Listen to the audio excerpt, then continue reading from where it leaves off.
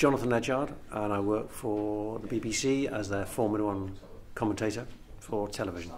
You never find a TV commentator is criticised for saying too little. Talking about what it's like to be in sports broadcasting, my path from Radio Merseyside, covering Chester and Tranmere and Everton and Liverpool, through to London, covering all sorts of different sports, Olympics, Games, Commonwealth Games, Ryder Cups, Premier League, Champions League, and now working in television, commentating on Formula One. So it's basically lessons from what I've learned over the time I've done it. Actually taking in the whole experience of what it's like to walk out there, because often, be it radio or TV, there's nothing like being there, I have to say. Nothing like being there. I mean, it's like any team.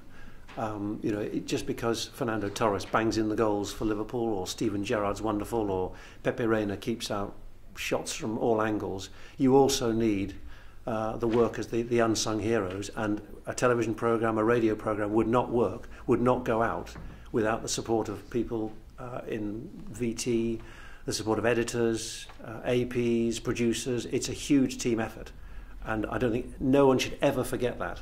Because it's the same for the Prime Minister. He may be there getting all the plaudits and making all the big speeches and so on, but without his cabinet, without the people behind him, that wouldn't work either. It is a team effort, absolutely crucial to remember that. And no one, it's the sum of the parts. No one part is bigger. You had a question? Yeah, do you prefer working in TV or radio?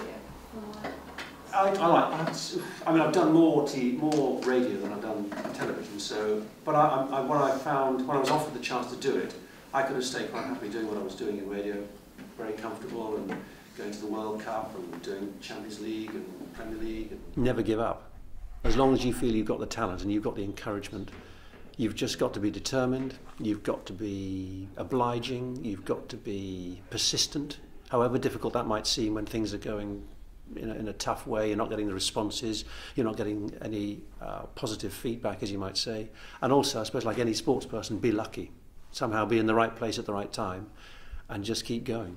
But if after all that, people you respect are saying, I think you need to change tack, then a bit like a footballer, you're there in the youth team squad and you're making good progress, but you're not really getting to the reserves and there's no sign of any way into the first team. Maybe you need to change club, or maybe you need to change career, however distressing that might be.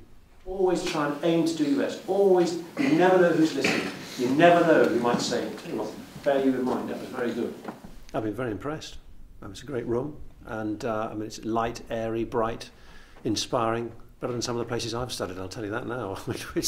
I've been touched by paint or any university authorities for years, so no, it looks very good. What are you going to add when you can see so much, and they do it in a very nice way? And Formula One, it's got to have energy, it's got to have enthusiasm. It can't go that all the time.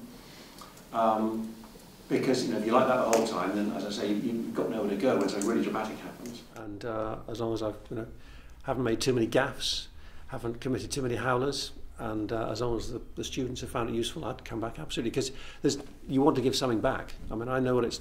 I had the struggles myself, unemployed, trying to get into sports broadcasting, and at times you do need all the encouragement, all the leg ups you can get, really.